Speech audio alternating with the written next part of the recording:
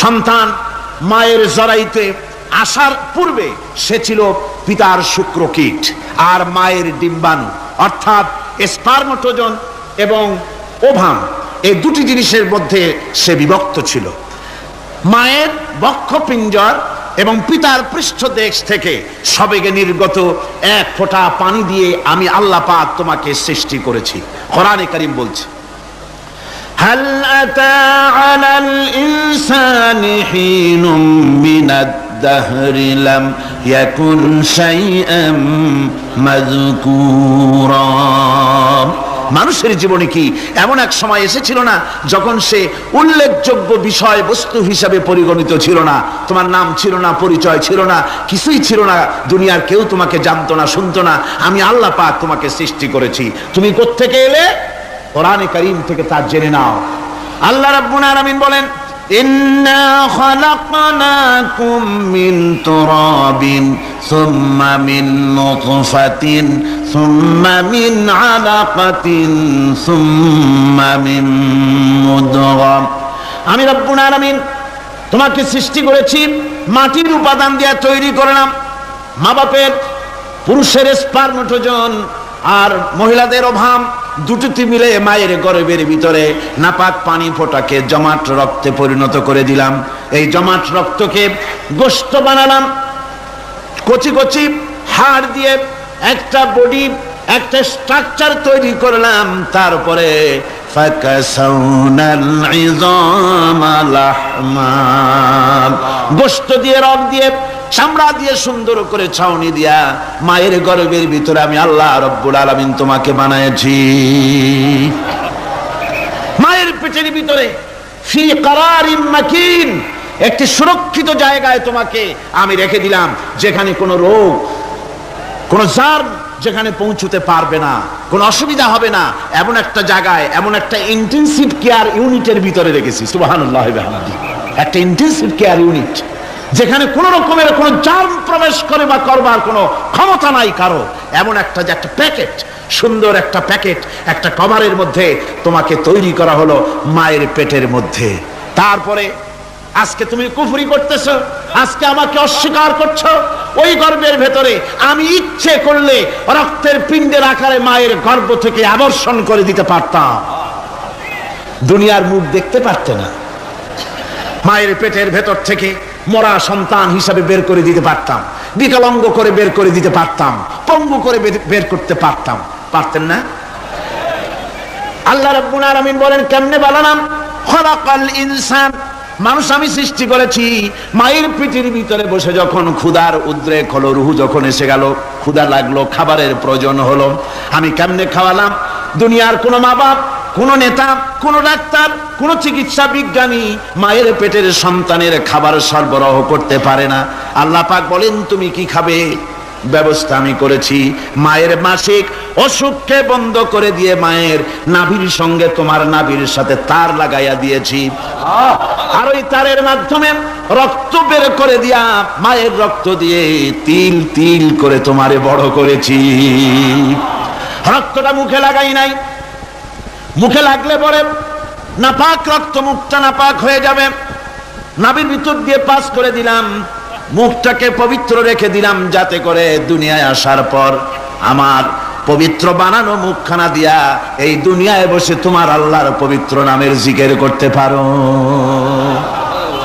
এমন সুন্দর করে মায়ের পিঠের ভিতরে তৈরি করলাম, হাত দিলাম, পা দিলাম, সুন্দর করে বানালাম, এমন নিখুঁত করে বানালাম, তাকায়া দেখো নিজের দিকে, সুন্দর করে বানালাম। এরপরে কি করলাম? সুম্মা নুখরিজুকুম তিফলা, বাচ্চার আকারে মায়ের পেট থেকে আস্তে করে বের করে নিয়ে আসলাম। সুবহানাল্লাহি ওয়া বিহামদিহি। আস্তে করে মায়ের পেট থেকে নিয়ে এসেছি পৃথিবীর বুকে। পৃথিবীতে যখন আসলে তখন তোমার অবস্থাটা কি ছিল? ক্ষুধার যন্ত্রণায় যদি মরেও যেতে, কান্দা ছাড়া ভাষা নাই। ভাষা আছে? কোনো হুঁশ ছিল আমাদের? কোনো জ্ঞান ছিল? আল্লাহ রাব্বুল আলামিন বলেন, আল্লাহু আখরাজাকুম মিন বুতুনি উম্মাহাতিকুম লা তা'লামুনা শাইআ। মায়ের গর্ভ থেকে এমন অবস্থায় বের করে এনেছি যখন তোমার কোনো হুঁশ নাই, জ্ঞান নাই, কথা বলতে পারো না, পায়খানার ভিতরে পড়ে থাকো, ট্যা ট্যা করে কান্দা ছাড়া পথ নাই, পানির পিপাসায় গলা শুকায় যায়, কান্দা ছাড়া পথ নাই, তোমার মুখের কোনো ভাষা নাই কান্না ছাড়া। আমি তোমার এমন আল্লাহ, আমি তোমার এমন স্রষ্টা, আমি তোমার এমন রব। তোমার ভাষা নাই বলে মায়ের কলিজার ভেতরে আমি তোমার প্রতি এক দুর্বিনীত মহব্বত পয়দা করে দিয়েছি। তোমার কান্না তোমার মায়ের বুকের মধ্যে শেল বিঁধে যায়। তুমি যখন কাঁদো, কান্নার আওয়াজ যখন মায়ের কানে চলে যায়, হাজারো কাজ ফেলে মা দৌড়াইয়া বাচ্চারে কোলে নেয়। কি খাবে কেউ তৈরি করে না। আল্লাহ রাব্বুল আলামিন বলে, বান্দারে দুনিয়ায় আসার আগে তুমি কি খাবে, খাবারের বন্দোবস্ত আমি আল্লাহ করেছি, আমি এমন স্রষ্টা। তুমি দুনিয়া আসার 6 মাস আগে তোমার মায়ের বুকের ওপরে তোমার খাদ্য গরম করে আমি আল্লাহ রিজার্ভ করে রেখে দিয়েছি। সেই খাদ্য শুধু খাদ্য নয়, রোগের প্রতিষেধক, এটা ওষুধ। আজ বিজ্ঞানীরা, চিকিৎসা বিজ্ঞানীরা বলছেন মায়ের দুধ সন্তানের খাদ্যের, মায়ের দুধের চাইতে কোনো বিকল্প কিছুই নাই। সন্তান পৃথিবীতে এলে মায়ের প্রথম দুধটা, গ্রামে গঞ্জে অশিক্ষিত এলাকায় প্রথম দুধটা ফেলে দেয়, এটাকে মনে করে এটা খারাপ, এটা খাওয়াতে নাই, তাহলে ধনুষ্টঙ্কার হবে, হাবিজাবি কথা বলে। আল্লাহ দুধ বানাইছে বাচ্চার ধনুষ্টঙ্কার হওয়ার জন্য। মায়ের ওই প্রথম দুধটা হচ্ছে সন্তানের জন্য সমস্ত রোগের প্রতিষেধক। সে ছিল পেটের ভিতরে একটা কাভারের মধ্যে, ওখানে কোনো জার্ম ছিল না, কোনো রোগ জীবাণু ছিল না। ও পৃথিবীতে এসেছে যেখানে অক্সিজেনের ভেতরে জার্ম রয়েছে, বাতাসের ভিতরে জার্ম রয়েছে, যার পরিবেশটা খারাপ হয়ে আছে, মানুষের শ্বাস প্রশ্বাসে নিঃশ্বাসে হাজারো রোগ জীবাণু ঘুরছে, এই রকমের একটা পৃথিবীতে এসেছে। আসার পরে কচি স্বাস্থ্য, কচি শরীর, কচি হার্ট, কচি লাংস, সেটাকে প্রতিরোধ করবে কি করে? সেজন্য আল্লাহ পাক মায়ের দুধের ভিতরে সমস্ত রোগের প্রতিষেধক দিয়ে দিয়েছেন। সুবহানাল্লাহ। আজকের বিজ্ঞানীরা তা স্বীকার করেছেন। অনেক মা তার সন্তানকে দুধ দেন না, নিজের শরীর স্বাস্থ্য ভালো রাখার চিন্তা করে বাচ্চাকে দুধ খাওয়ান না। এটা অত্যন্ত নির্মম কাজ। বাচ্চাকে দুধ খাওয়ালে বাচ্চার সাথে মায়ের মহব্বত বাড়ে। ইউরোপে, আমেরিকায় মাকে মা বলে ডাকে না, বাপকে শ্রদ্ধা করে না, সম্মান করে না। তার কারণ সেখানে মায়েরা তার সন্তানদেরকে কোলে নেয় না, সন্তানদেরকে ফিডার খাওয়ায়। আর আমি নিজের চোখে দেখেছি মায়েরা ইউরোপে, আমেরিকায় যখন শপিং এ আসে, তখন রাস্তায় যখন আসে, তখন ওই পুশ চেয়ার গুলিতে বাচ্চাকে শোয়াইয়া বাচ্চা এভাবে পুশ চেয়ারে করে ঠেলে নিয়ে যায়, আর কুত্তার বাচ্চাগুলি কোলে করে ঘুরে বেড়ায়। কুত্তার বাচ্চা কোলে নেয়, নিজের বাচ্চা পুশ চেয়ারে করে ঠেলে। সেই জন্য মায়ের প্রতি সন্তানের মহব্বত হয় না, সন্তানেরও মায়ের প্রতি কোনো শ্রদ্ধা জাগে না। আল্লাহর কি ব্যবস্থা, মায়ের কলিজার মধ্যে মহব্বত পয়দা করে দিয়েছেন আল্লাহ পাক। মায়ের বুকের দুধের ভিতরে আল্লাহ রাব্বুল আলামিন, আল্লাহ পাক বলছেন, আমি মানুষ সৃষ্টি করেছি আর তার সমস্ত প্রয়োজন মিটিয়েছি, তার খাবারের সব প্রয়োজন মিটিয়ে দিয়েছি। দুধটাকে ঘন করি নাই, হজম করতে পারবে না বলে ওই দুধটা সামান্য পাতলা করে দিয়েছি, ওর ভিতরে সামান্য মিষ্টি দিয়েছি। দুধের বোটার ভিতরে একটা ছিদ্র দিলে, চোষা মারলে পরে অনেকগুলি দুধ বেরিয়ে এসে গলাটা আটকে যেত, তোমার কচি কণ্ঠ গলা আটকে যেত, শ্বাস করতে পারতে না। এজন্য মায়ের স্তনের বোটার ভিতরে সূক্ষ্ম সূক্ষ্ম 32টা ছিদ্র করে আস্তে করে দুধ বার করে তোমার জীবন আমি বাঁচাইছি। খলাকাল ইনসান, মানুষ সৃষ্টি করেছি আমি আল্লাহ পাক। সুতরাং যে আল্লাহ পাক এ মানুষ সৃষ্টি করলেন আর মায়ের কলিজার ভিতরে মহব্বত পয়দা করে দিলেন, সে আল্লাহ পাক বলছেন, খবরদার ওই মাকেও যেন আবার ভুলে যেও না। মাকে সম্মান করে করো, মা বাপকে মহব্বত করো, তাদেরকে শ্রদ্ধা করো। বউ পাইয়া, সুন্দরী স্ত্রী পেয়ে মায়ের কথা ভুলে যেও না। অনেক সাহেব আছে মায়ের কথা ভুলে যায়, স্ত্রীর কথা অনুযায়ী মায়ের উপরে অত্যাচার করে, এরকমও বহুত আছে। আল্লাহ পাক বলছেন, শোনো, وَقَضَى رَبُّكَ أَلَّا تَعْبُدُوا إِلَّا إِيَّاهُ وَبِالْوَالِدَيْنِ إِحْسَانًا। তোমার প্রভুর পক্ষ থেকে ফয়সালা হয়েছে চূড়ান্ত সিদ্ধান্ত হয়ে গিয়েছে, আমি আল্লাহর ইবাদতের পর তোমার মা বাপের ইহসান করবে, খেদমত করবে, তাদের জন্য উপকার করবে, তাদেরকে ভালোবাসবে। আল্লাহ রাব্বুল আলামিন বলেন মা বাবার সঙ্গে কেমনে কথা বলবে, তাদের সাথে কিভাবে আচরণ করবে, আল্লাহ তাও শিখিয়ে দিয়েছেন। আল্লাহ পাক বলেন ওয়ালা তাকুল লাহুমা ওয়া কুল লাহুমা কাওলান কারীমা। মা বাবার সাথে সম্মানজনক কথা বলো। ওয়া কুল লাহুমা কাওলান কারীমা, সম্মানজনক কথা বলো, মাথায় ঝাঁকি দিয়ে রাগ করে চোখ মোটা করে কথা বলো না। তুমি সন্তান, তোমার জন্য সবচাইতে বড় পীর তোমার আব্বা, তোমার আম্মা, ঠিক কিনা কর? ছেলের জন্য, মেয়ের জন্য, সন্তানের জন্য সবচাইতে বড় পীর কে? বাপ মা। এটা ভালো করে মনে রাখতে হবে। আপনার মৌলানা সাহেবদের দোয়া, পীর সাহেবদের দোয়া কবুল হতেও পারে, নাও হতে পারে, 50-50 সম্ভাবনাও আছে, আবার সম্ভাবনা নাই। কিন্তু মা বাবার দোয়া কবুল হবে 100% সিউরিটি রয়েছে। রাসূলুল্লাহ বলেছেন 3 জনের দোয়া কবুল হবে, মুস্তাজাবুদ দাওয়াত। কয়জনের দোয়া কবুল হবে? আল্লাহ রাব্বুল আলামিনের হাবিব বলেন 3 জনের দোয়া কবুল হবে আল্লাহর দরবারে। তার মধ্যে একজন হলেন মাজলুম ব্যক্তি, যে ব্যক্তি অত্যাচারিত, যে ব্যক্তি মুসাফির, প্রবাসী, তার দোয়া কবুল হবে। আর মা বাপ যদি সন্তানের জন্য দোয়া করে, ওই দোয়া আল্লাহ রাব্বুল আলামিনের দরবারে মঞ্জুর হয়ে যায়। আল্লাহ রাব্বুল আলামিন মা বাপ সম্পর্কে বলেন মা বাবের জন্য আমার কাছে দোয়া করবি বান্দারা, আমার কাছে দোয়া করবি। দোয়াটা আল্লাহ পাক শিখাচ্ছেন, রব্বির হামহুমা কামা রব্বায়ানি সাগীরা। পড়েন সবাই, রব্বির হামহুমা কামা রব্বায়ানি সাগীরা। একটু জিকির করেন লা ইলাহা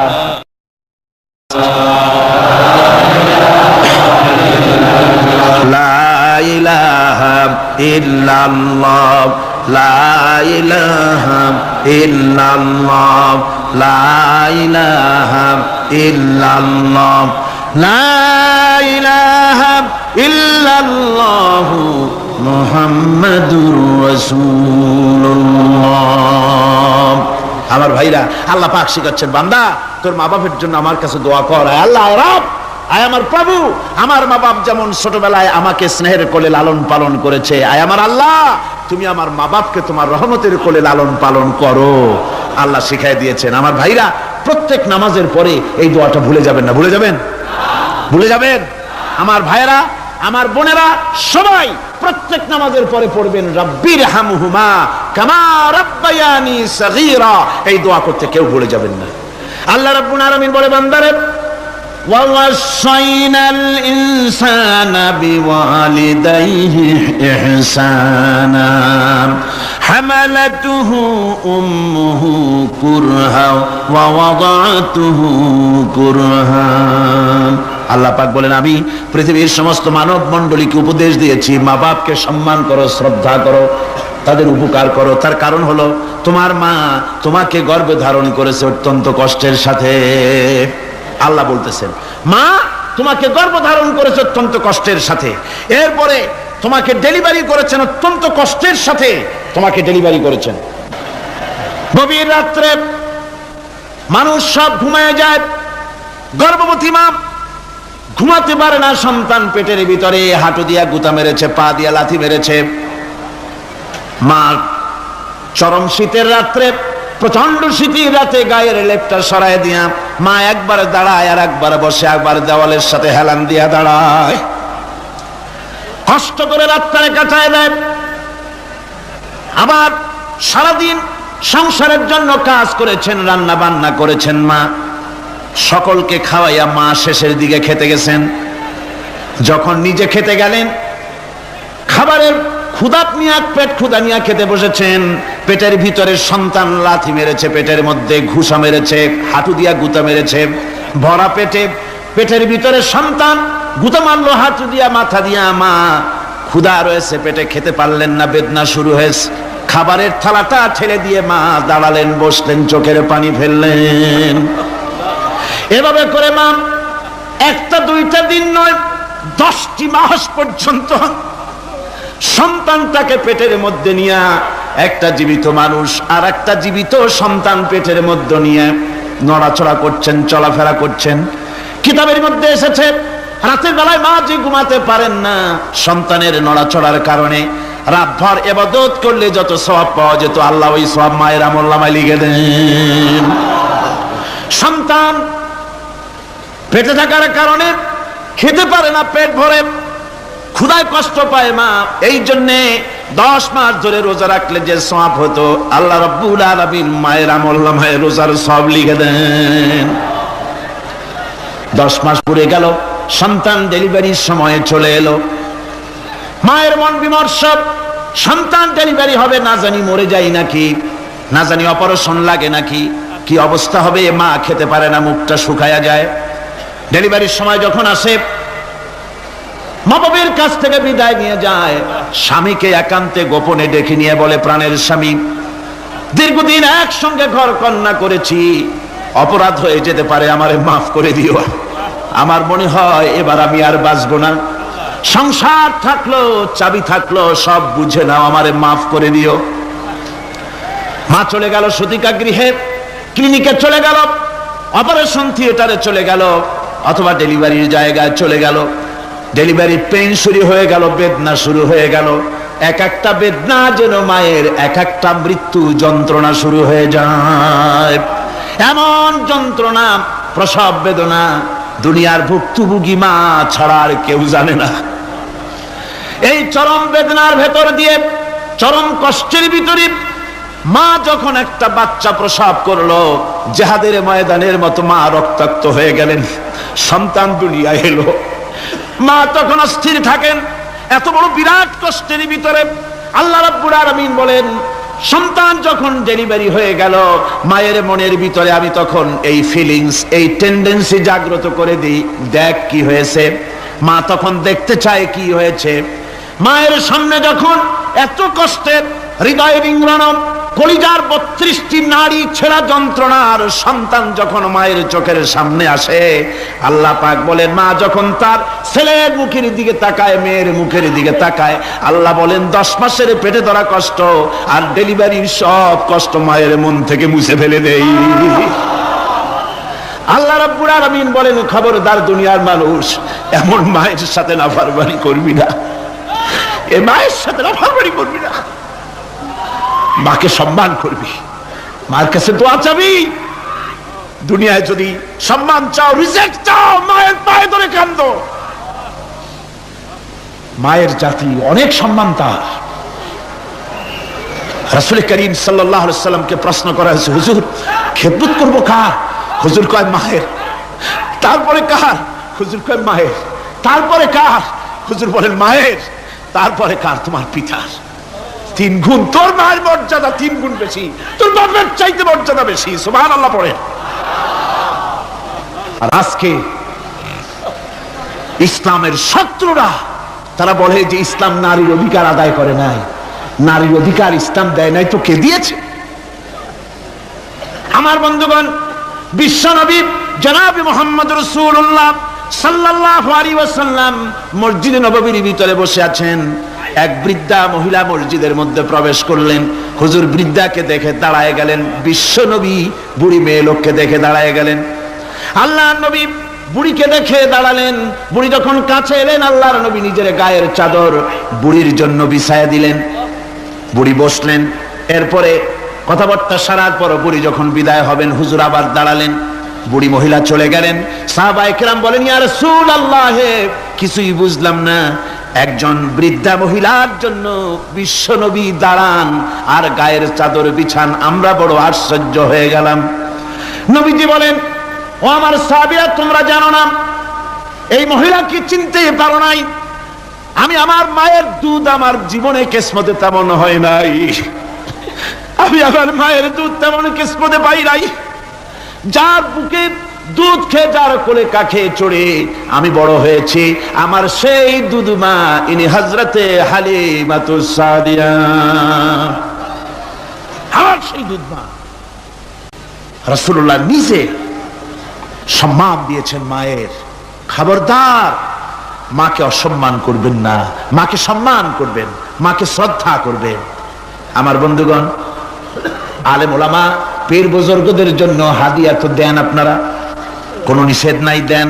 হাদিয়া দেওয়াও সুন্নত, নেওয়াও সুন্নত, দিবেন, আমি কোনো নিষেধ করি না। কিন্তু আমি বলতে চাই, পীর বুজুর্গদের কাছে, আলেম ওলামাদের কাছে হাদিয়া দিয়া আল্লাহরে যত না খুশি করতে পারবেন, এই ডালিম বেদানার মৌসুমে বেদানা একটা ভেঙে নিজ হাতে যদি মায়ের মুখে তুলে দেন, আল্লাহর আরশ খুশি হয়ে যাবে, আল্লাহর আরশ আজিম খুশি হয়ে যাবে, আল্লাহ পাক খুশি হয়ে যাবেন। মায়েরে খাওয়াও, বাপকে খাওয়াও, তোমার সবচেয়ে বড় পীর তিনি। সুবহানাল্লাহ পড়ে, সুবহানাল্লাহ। মা বাপ যদি একটু দোয়া করে দেয়, তোমার জিন্দেগির কাম শেষ। একটু বদদোয়া করলে জাহান্নামে যাবা। কোন পীর সাহেব বদদোয়া করলে জাহান্নামে যাবে এমন কথা নয়। কোন মাওলানা বদদোয়া করলে দোজখে যাবে এমন কথা নয়। রাসূল বলেছেন, হুমা জান্নাতুকা ওয়া নারুকা। মা বাপ তোমার বেহেশত, মা বাপ তোমার জাহান্নাম। মা বাপ যদি অসন্তুষ্ট হয় দোজখে যাবি, আর মা বাপ যদি খুশি আল্লাহর জান্নাতে চলে যাবি। সুবহানাল্লাহ, সুবহানাল্লাহ, সুবহানাল্লাহ। মায়ের পায়ের তলে তোর বেহেশত। আমরা পুরুষ, আমাদের গত বছরও বলেছি, আমরা পুরুষ, আমাদের পায়ের তলে জুতা। আমাদের পায়ের তলে কি? শুধু জুতা। আর আমার মা, আমার মায়ের জাতি যারা এই প্যান্ডেলে বসে আছেন, আমার মায়েরা, বোনেরা, মায়ের জাতি যারা পৃথিবীতে, মায়ের জাতির পায়ের তলে আল্লাহর বেহেশত। সুবহানাল্লাহ। নারীর মর্যাদা ইসলাম দেয় নাই, কে দিয়েছে? আল্লাহ দিয়েছেন, আল্লাহ রাসূল দিয়েছেন। আমার বন্ধুগণ, হযরত বাইজিদ বুস্তামি, ছোট্ট বাচ্চা ছেলে, গভীর রাত্রে মা অসুস্থ, পানির পিপাসায় জেগে উঠেছেন। বাবারে, পিপাসায় শেষ হয়ে গেলাম, পানি দাও। ছেলে ঘরের ভিতরে পানি না পেয়ে বাইরে দৌড়াদৌড়ি করলেন। অনেক দূর থেকে পানি নিয়ে এসে দেখেন মা ঘুমায় গেছেন। পানি নিয়ে দাঁড়ানো, পৌষ মাস, মাঘ মাসের শীতের রাত, ফজরের সময় মায়ের ঘুম ভেঙে গেল। তাকিয়ে দেখেন বাইজিদ দাঁড়ানো, হাতে পানি থরথর করে কাঁপছে। জিজ্ঞাসা করে, বাইজিদ তুমি দাঁড়ানো কেন? ছোট্ট বাচ্চা বলে, মা পানি চেয়েছিলে তুমি গভীর রাত্রে, পানি ঘরে ছিল না, অনেক দূর থেকে আনতে হয়েছে। মা বলছে, ঘুমাও নাই কেন গ্লাস থুইয়া? বাচ্চা বলে, ঘুমাই নাই। তুমি যদি আবার পানি চাও, সময় মতো যদি দিতে না পারি, মা তোমার কষ্ট হবে। এই জন্য ফজর পর্যন্ত আমি দাঁড়ায় আছি, কখন তুমি পানি চাও। মা হাতের থেকে পানি নিয়ে পান করলেন। বাইজিদকে বিছানার উপরে আরাম করে কম্বল দিয়ে ঘুম পড়াইয়া দিলেন। হযরত বাইজিদের মা উযু করে ফজরের নামাজ পড়ে সিজদায় চলে গেলেন।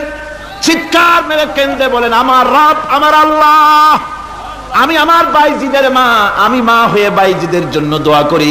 বাইজিদ আমার জন্য আজকে যা করেছে, আমি মা, আমার কলিজা ঠান্ডা হয়ে গেছে। হায় আল্লাহ, আমি বাইজিদের জন্য দোয়া করি, তুমি তাকে সুলতানুল আরিফিন বানাইয়া দিও। মঞ্জুর হয়ে গেল আল্লাহ পাকের কাছে দোয়া। আমার ভাইরা, আল্লাহ পাক বলছেন, খবরদার, আমার ইবাদতের পরে মা বাপ। আল্লাহর ইবাদতের পরে কারা? মা বাপ। মা বাপকে সম্মান করো, শ্রদ্ধা করো, মোহাব্বত করো, কিসমত খুলে যাবে, কিসমত খুলে যাবে। মা বাপকে সম্মান করো। হযরত আবু হুরায়রা রাদিয়াল্লাহু তাআলা আনহু রাসূলের সামনে এসে কাঁদতেছেন। হুজুর বলছেন, আবু হুরায়রা কাঁদো কেন? কাঁদো কেন? রাতের বেলা কাঁদো কেন? হযরত আবু হুরায়রা বলছেন, হুজুর আমাকে মা মেরেছেন। হুজুর বলছেন, মা মারলো কেন? কোন অপরাধ করেছো? কোন গোস্তাখি করেছো?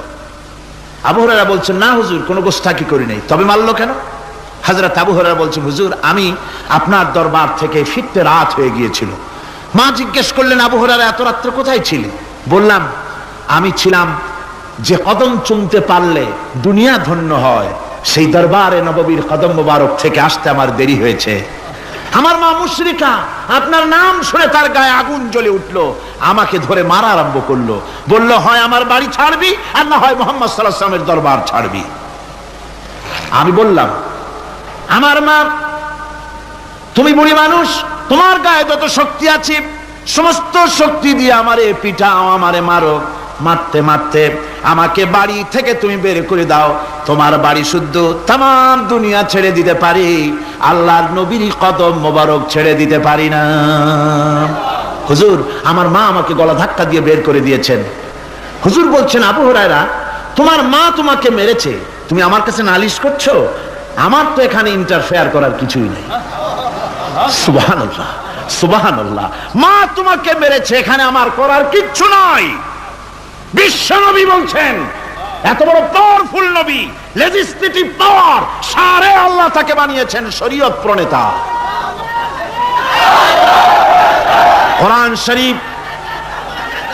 কোরআন শরীফে শুধু হালাল ও হারামের, হালাল এবং হারামের, বৈধ এবং অবৈধের সীমারেখা শুধু কোরআনই ঠিক করেনি, রাসূলের জন্য আল্লাহ ছেড়ে দিয়েছেন। আল্লাহ রাসূলও হারাম, হালাল এবং হারামের বৈধতা অবৈধতার সীমারেখা নির্ধারণ করেছেন। এত বড় ক্ষমতা তার, এত বড় পাওয়ারফুল বিশ্বনবী, তিনি বলছেন মা মেরেছে, আমার করার কিছু নাই। চিন্তা করেন কত বড় কথা, এ কথার লোড কত। হযরত আবু হুরায়রা বলেন, ইয়া রাসূলুল্লাহ, মা মাকে মেরেছেন, আমি আল্লাহর নবীর কাছে মায়ের বিরুদ্ধে নালিশ করতে আসি নাই। বললেন, কেন এসেছো? হযরত আবু হুরায়রা বলেন, হুজুর এসেছি একটা কারণে, আমি জানি আল্লাহর নবী যদি আল্লাহর দরবারে হাত উঠায়া কোনো জিনিস বলে, আল্লাহ রাব্বুল আলামিন সঙ্গে সঙ্গে মঞ্জুর করে নেন। হুজুর আমি এসেছি, মেহেরবানি করে দোয়া করুন আমার মাকে যেন আল্লাহ হেদায়েত নসিব করে দেন। আল্লাহ নবী হাত উঁচু করে বললেন, আল্লাহুম্মা হিদি উম্মা আবি হুরায়রা, আয় আল্লাহ আমি দোয়া করি আবু হুরায়রার মাকে তুমি হেদায়েত নসিব করে দাও। রাসূলুল্লাহ দোয়া করছেন আর আবু হুরায়রা সমানে দৌড়াচ্ছেন। তিনি দৌড়াচ্ছেন, পিছন থেকে কয়েকজনে আবু হুরায়রার জামা টেনে ধরেছে, দৌড়ক। তাদের জানা আবু হুরায়রা খুব ভদ্রলোক মানুষ, কোন ঝড় ঝামেলার মধ্যে থাকে না, রাগ শাক করে না, চিৎকার মারে না, দৌড় মারে না, এত ভদ্র শরীফ, দৌড়ায় কেন? না জানি কোন বিপদ বুঝি ঘটে গেছে। পিছন থেকে জামা টেনে ধরে বলে, দৌড়াও কেন? হযরত আবু হুরায়রা জামা সাহাবীর হাত থেকে ছিনায় নিয়ে বলেন, জামা ছেড়ে দাও, আমাকে দৌড়াতে দাও, আমি দৌড়াইয়া বাড়ি যে দেখতে চাই, আমি দৌড়াই আগে আমার বাড়ি পৌঁছতে পারলাম না, আমি যাওয়ার আগে আমার আল্লাহর নবীর দোয়া আমার বাড়ি পৌঁছে গেছে, আমি এইটা দেখতে চাই। হযরত আবু হুরায়রা বাড়িতে গিয়ে দরজা নক করলেন, ভেতর থেকে আওয়াজ এলো, কে? হযরত আবু হুরায়রা বলেন, মা আমি তোমার আবু হুরায়রা ফিরে এসেছি। মা বলছেন, বাবা অপেক্ষা করো, দরজা খুলতেছি। হযরত আবু হুরায়রা বলেন, মায়ের গলার আওয়াজের ভিতরে শিরকিয়াতের কর্কশতা পেলাম না, মায়ের গলার আওয়াজের ভিতরে তাওহীদের গন্ধ পেলাম। আমার মনে হলো নবীজির নিক্ষিপ্ত তীর তার নিশানায় পৌঁছে গেছে। কিছুক্ষণ পর মা আমার বেরিয়ে এলেন, মাথা থেকে চুলের থেকে, বুড়ি মানুষ, সাদা চুলের ভিতর থেকে পানি পড়তেছে। মা বলল, বাবারে তোমারে মারার পর আমি বড় অনুতপ্ত হয়েছি, অনুশোচনা করেছি, আমি গোসল করেছি, মনে মনে ভাবলাম আমার ছেলে তো কোনো খারাপ জায়গায় যায় নাই, কেন তারে মারলাম? আমি বড় লজ্জায় পড়েছি তোমারে মেরে। ও আমার আবু হুরায়রা, আমি গোসল করেছি, পবিত্র হয়ে গেছি, জলদি করে আমাকে নিয়ে চলো বিশ্ব নবী জনাবে মুহাম্মদুর রাসূলুল্লাহর দরবারে। হযরত আবু হুরায়রার মা ঘোষণা করলেন, আশহাদু আল্লা ইলাহা ইল্লাল্লাহু ওয়াহদাহু লা শারীকা লাহু ওয়া আশহাদু আন্না মুহাম্মাদান আবদুহু ওয়া রাসূলুহু। আমার ভাইরা, মা বাপ সবচেয়ে সম্মানের জিনিস। আল্লাহর ইবাদতের পরই মা বাপের খেদমত করতে হবে। আল্লাহ পাক বলছেন, বান্দারে দেখ, মায়ের পেট থেকে আনলাম, মায়ের বুকের মধ্যে মহব্বত পয়দা করলাম, এত মহব্বত দিলাম তোর উপরে, যে কোনো বিদেশে যান, যেখানে যান, বাড়িতে ফিরলে পরে সকলে, ছেলে মেয়ে ভাই বোন সবাই দেখবে সুটকেসে আমার জন্য আনছে কি, সবাই চিন্তা করবে আমার জন্য কি এনেছে। একমাত্র মা সন্তানের মুখের দিকে তাকাবে, কখন খাইছে সে। সুবহানাল্লাহ, সুবহানাল্লাহ, আমার বাসার মুখখানা শুকনা, তুই বুঝি আজকে কিছু খাইস নাই। বিদেশে যেসব সন্তান থাকে, মা কাটা কবুতরের মতো ছটফট করে। আমার ছোটবেলার কথা আমি দেখেছি, সরসিলা মাদ্রাসায় পড়তাম, আব্বা টাকা দিতেন মাদ্রাসায় যাওয়ার সময়, আবার মা আবার মুরগির ডিম বিক্রি করা, বিভিন্ন জিনিস বিক্রি করা বা বাজার করার পয়সা, উদ্বৃত্ত কিছু পয়সা আব্বার অজান্তে আমার হাতের মুঠার মধ্যে দিয়ে দিতেন। যখন মাদ্রাসার দিকে রওনা হয়েছি, পর্দার আড়াল থেকে দরজা থেকে দেখতাম, যতক্ষণ তাকায় দেখতেছি চোখ থেকে পানি দরদর করে পড়তেছে। সুবহানাল্লাহ, মা কি জিনিস! আল্লাহ আল্লাহ আল্লাহ। বিদেশে যদি কারো সন্তান মারা যায় সবার জানার আগে কবি বলতেছেন, বিদেশে বিরাজ্য যার পুত্র মারা যায়, পশু পক্ষী না জানিতে আগে জানে মা। মায়ের কই যার তারে টান লেগে যায়, মা বুঝতে পারে আমার সন্তানটা নাই। আহারে মা! আমার বন্ধুগণ, মা যার বেঁচে আছে বেয়াদবি করেছেন, পাও ধরে মাপ নিয়ে নেবেন, পাও ধরে মাপ নিয়ে নেবেন। মা তো পাও ধরে দেখবেন মাফ করে দিবে। সুবহানাল্লাহ সুবহানাল্লাহ, কত দরদ তার বুকের মধ্যে। আর মা বাপকে সম্মান করবে। যাক, এই বিষয়ের উপরে আমি আর যেতে চাই না, শুধু আমি আপনাদের বললাম, এই বিশাল জনতাকে বললাম, সবচাইতে বড় পীর আপনার জন্য আপনার মা বাপ। সবচাইতে বড় পীর কে? মা বাপ। সন্তুষ্ট করেন, রুজিতে অভাব ঘটবে না, কোন মাজারে গিয়ে সেজদা দেওয়া লাগবে না, আল্লাহর কসম মাজারে যাই চাওয়া লাগবে না। মা বাপকে খেদমত করেন, মা বাপকে খুশি করেন, মা বাপকে খাওয়ান, হাদিয়া দেন, মা বাপ খুশি, রুজিতে বরকত হবে, ব্যবসায় বরকত হবে, ঋণগ্রস্ত থাকবেন না, সম্মান আল্লাহ বাড়ায় দিবেন। সুবহানাল্লাহ বিহামদি।